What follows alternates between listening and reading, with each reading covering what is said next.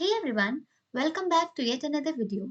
अपने पिछले वीडियो में हमने एरे के डिफरेंट मेथड्स के बारे में पढ़ा था और हमने ये डिसाइड किया था कि अपने आने वाले वीडियो में हम मैप, फिल्टर और रिड्यूस मेथड के बारे में पढ़ेंगे। बट इससे पहले कि हम मैप, फिल्टर और रिड्यूस के बारे में पढ़ें, हमें ये जानना बहुत ज़रूरी है कि एरो फंक्शंस क्या होते हैं।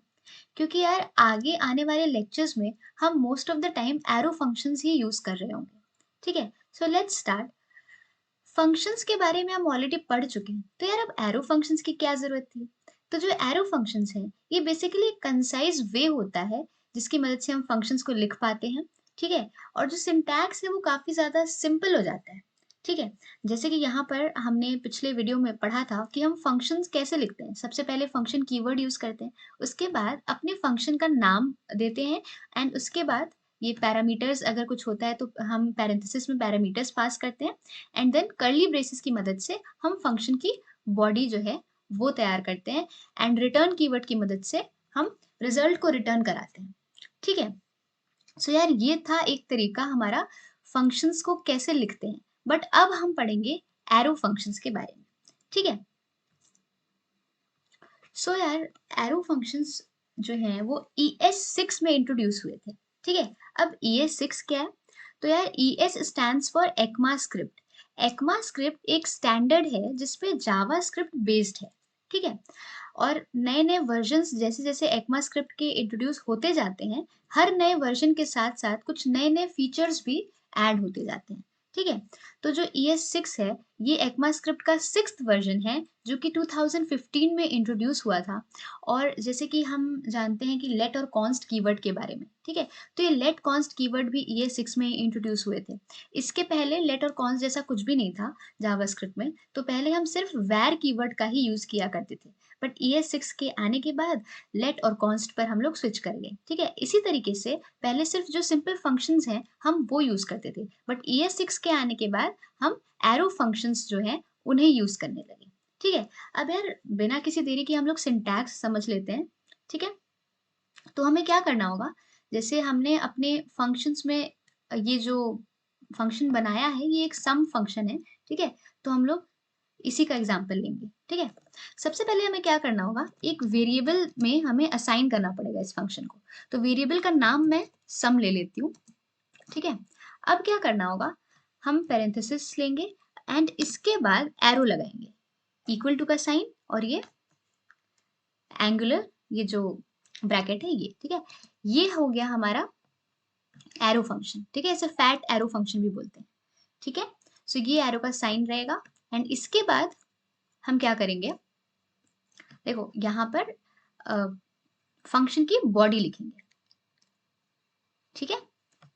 सो ये कर्ली ब्रेसेस लगाया और यहाँ पर फंक्शन की बॉडी लिख देंगे। तो जैसे अगर मेरा फंक्शन है और इसमें मुझे पैरामीटर्स पास करने, अगेन मैंने ए और बी पास किया और यहाँ पर क्या लिखेंगे, रिटर्न ए प्लस बी, ठीक है? तो सिंपली ये हमने फंक्शन लिख लिया और अब क्या करेंगे, फंक्शन को कॉल कर देंगे, console.log sum 7,5। अब यार रन करा के देखते हैं, तो हमें आउटपुट में 12 देखने को मिल रहा है। इसका मतलब है कि जो हमारा फंक्शन है वो सही से काम कर रहा है, ठीक है? मैं एक बार फिर से समझा देती हूँ, इस बहुत ही ज़्यादा सिंपल है। हमें क्या करना है, सिंपली ये जो पैरेंथेसिस है इसमें हमें क्या देना है, पैरामीटर्स देने हैं, ये एरो का साइन लगाना है एंड देन इस कर्ली ब्रेसेस में हम अपने फंक्शन की बॉडी को लिख देंगे, ठीक है? और ये जो फंक्शन है पूरा, इसे हम एक वेरिएबल में असाइन करा देंगे, ठीक है? अब यार एक और चीज़ मुझे बतानी थी, जैसे यहाँ पर जो हमारा फंक्शन है, अगर इसमें एक ही लाइन की बॉडी है, ठीक है? जैसे यहाँ पर हम देख सकते हैं कि if the function body consists of a single statement, you can omit the curly braces and the return keyword. यानी कि अगर जैसे हमने देखा कि फंक्शन की जो बॉडी है हमारी, इसमें केवल एक ही स्टेटमेंट है, वो क्या है, रिटर्न a प्लस बी। तो हम क्या कर सकते हैं, जब एक ही स्टेटमेंट है, तो हम ये कर्ली ब्रेसेस हटा सकते हैं, ठीक है? और कर्ली ब्रेसेस हटाने के साथ-साथ इस रिटर्न कीवर्ड को भी हम हटा सकते हैं, ठीक है?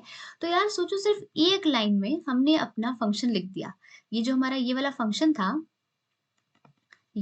इसे हमने क्या किया, इसे सिंपली केवल एक लाइन में हमने लिख दिया, ठीक है? ना रिटर्न कीवर्ड की ज़रूरत पड़ी, ना कर्ली ब्रेसेस की ज़रूरत पड़ी। ऐसा कब होगा? जब हमारा जो फंक्शन है वो केवल एक लाइन का होगा, ठीक है? जिसमें केवल एक स्टेटमेंट होगा, तब हमें ना ही रिटर्न कीवर्ड की ज़रूरत है और ना ही हमें कर्ली ब्रेसेस की ज़रूरत है। ठीक है? अब इसे रन करके देखते हैं क्या सही से काम कर रहा है? तो यार हाँ, बिल्कुल सही से काम कर रहा है। अभी भी हमारा आउटपुट 12 हमें मिल रहा है। ठीक है? सो यार ये एक बहुत मतलब सिंपल वे होता है, कह सकते हैं कंसाइज़ वे होता है, जिसकी मदद से हम फंक्शन को लिख पाते हैं। ठीक है? और इसमें कुछ भी नहीं है, बस यही है आगे चल के हम हमेशा देखेंगे कि हम एरो फंक्शंस का ही यूज़ कर रहे होंगे। ठीक है? क्योंकि इसका सिंटैक्स काफ़ी ज़्यादा सिंपल होता है। ना ही हमें फंक्शन कीवर्ड यूज़ करने की ज़रूरत है। ठीक है? और सिंपली एक एरो लगाकर हम इसे बहुत ही आसानी से लिख सकते हैं, ठीक है? सो आई होप आपको एरो फंक्शंस समझ में आए होंगे कि क्या इसका सिंटैक्स होता है और क्यों हम इसे यूज़ करते हैं। अपनी अगली वीडियो में हम मैप, फ़िल्टर और रिड्यूस मेथड के बारे में पढ़ेंगे, तब आपको और अच्छे से समझ में आएगा क्योंकि हम बार-बार एरो फंक्शंस का यूज़ कर रहे होंगे, ठीक है? So that's all for this video. अगर आपको ये वीडियो अच्छा लगा हो तो please like, share and comment on this video and please subscribe my channel.